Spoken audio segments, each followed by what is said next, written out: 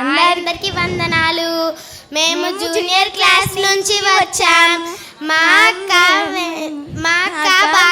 Vanilla అక్క, మా అక్క భాగ్యలక్ష్మి అక్క. ఇప్పుడు మేము మా క్లాస్లో చాలా నేర్చుకున్నాము. మొదటి రోజు మేము సృష్టి గురించి నేర్చుకున్నాము. ఆర్ యూ రెడీ పేరెంట్స్ వినడానికి? మరి వెల్కమ్ చేద్దాం మా జూనియర్ క్లాస్ పిల్లల్ని.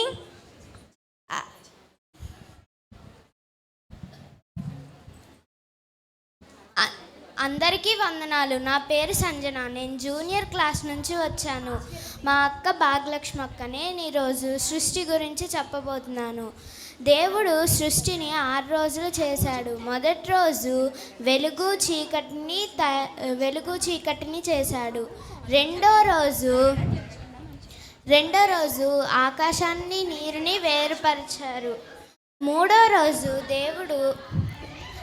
రోజు దేవుడు చెట్లను, కొండలను, అడవులను తయారు చేశాడు.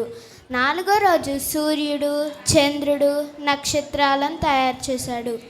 5వ రోజు దేవుడు నీళ్ళల్లో ఉండే జంతువులను, పక్షులను తయారు చేశాడు. 6వ రోజు దేవుడు మనిషిని, జంతువులను తయారు చేశాడు. తరువాత ఆదాము ఒక్కడే కాకుండా ఆదాముకు తోడుగా అవ్వను ఉంచాడు. అయితే వాళ్ళిద్దరూ దేవుడు తినొద్దన్న పండు తిని పాపం చేశారు. ఏదైనా తోట నుండి బయటికి వెళ్ళిపోయారు. తరువాత కయ్యోను హేబేలు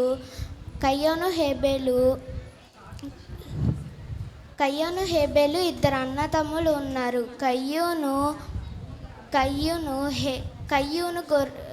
కయ్యూను వ్యవసాయకుడు, హేబేలు గొర్రెల కాపరి. అయితే దేవుడికి వారు బలిద్దామనుకుంటారు. అప్పుడు దేవుడు హేబేలు బలిని అంగీకరిస్తాడు, కయ్యూను బలిని అంగీకరించలేదు. తరువాత నోవాహుని దేవుడు ఎన్నుకుంటాడు. నోవాహుని దేవుడు ఒక ఓడ కట్టమని చెప్పాడు. ఓడలో ప్రతి జంతువుని తలకు 2 జంతువుల్ని, ఆడదాన్ని, మగదాన్ని ఓడలో ఎక్కించమని దేవుడు చెప్పాడు. అయితే నోవాహు దేవుడు చెప్పినట్లు ఓడలో ఎక్కించాడు.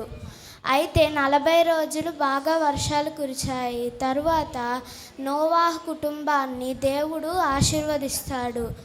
తర్వాత బాబేలు గోపురం గురించి నేర్చుకున్నాము.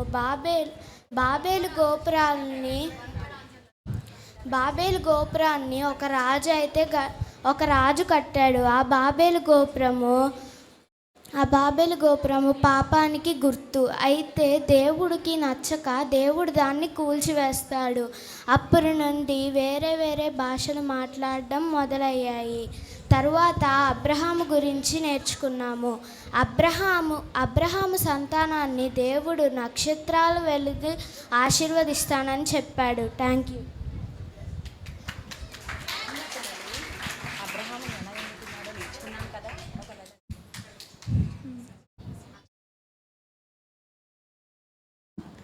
బాగుందా పిల్లలు? మనం అబ్రహాం గురించి నేర్చుకున్నాం కదా.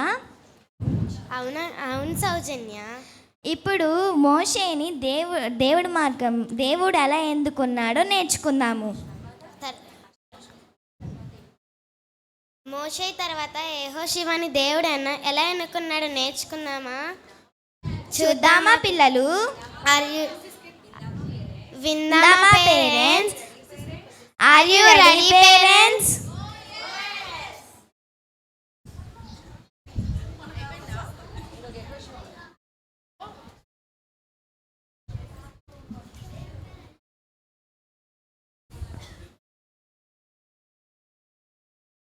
హాయ్ పేరెంట్స్, అందరికీ వందనాలు.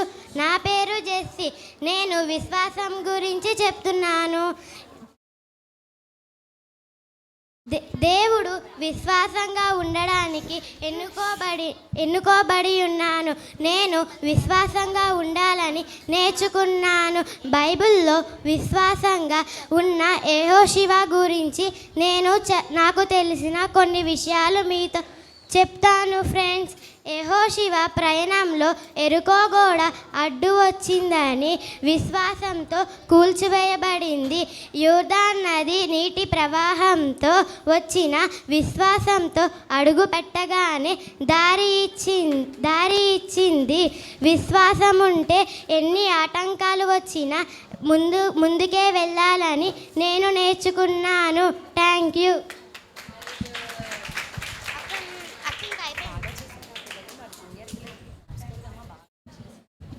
బాగా చేశారా పేరెంట్స్? మరి జూనియర్ పిల్లలకి క్లాప్స్ కొడదామా మనం? Thank you. ఇప్పుడు మిషనరీ స్టోరీ అయిన గ్రామన్స్టైన్ గురించి నేర్చుకుందాం.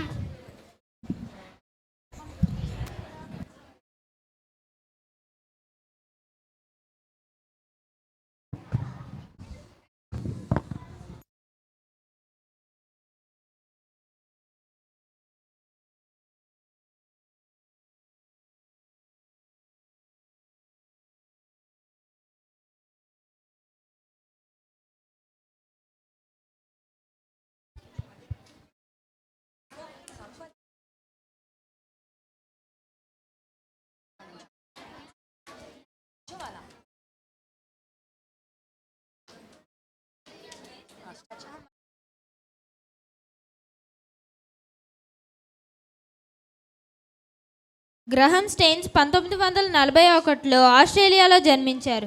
ఈయన ఉన్నతమైన చదువులు చదివినప్పటికీ దేవుని పట్ల భయభక్తులుగా పెరిగి ప్రభువు పిలుపుని బట్టి భారతదేశంలో ఉన్న ఒరిస్సా పట్టణానికి వచ్చి పరిచయం చేయటం మొదలుపెట్టారు.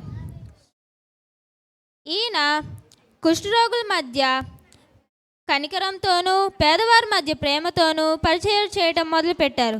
దేశం కాని దేశం ప్రజల జీవన విధానం, ఆహార పరిస్థితులు, అలవాట్లు అన్నీ వేరైనప్పటికీ అందరి మధ్య ప్రేమగా ఉండి పరిచయం చేశారు. ఒకరోజు ఆయన పరిచర్య ముగించుకొని వస్తుండగా అలసిపోయి జీప్లో నిద్రపోయారు. అదే సమయంలో కొందరు విద్రోహ శక్తులు వచ్చి ఆయన్ని, ఆయన ఇద్దరు పిల్లల్ని పెట్రోల్ పోసి సజీవ దహనం చేశారు. ఒక విలేకరుడు స్టెయిన్స్ భార్యతో తన భర్తను తన పిల్లలను చంపిన వారి మీద ఎలాంటి శిక్ష పడాలని అడగగా ఆమె, దేవుడు మమ్మల్ని క్షమించాడు కాబట్టి నేను కూడా వాళ్ళని క్షమిస్తున్నాను అని చెప్పడం వాళ్ళ భక్తి జీవితానికి పెద్ద నిదర్శనం. Thank you. గుడ్. క్లాప్స్ గట్టిగా. ఇప్పుడు ప్రైమరీ పిల్లలు కేజీ అక్క రెడీగా ఉండాలి. ఓకే, జూనియర్ పిల్లలు కంఠత్వాక్యాలు రెడీగా ఉన్నారా?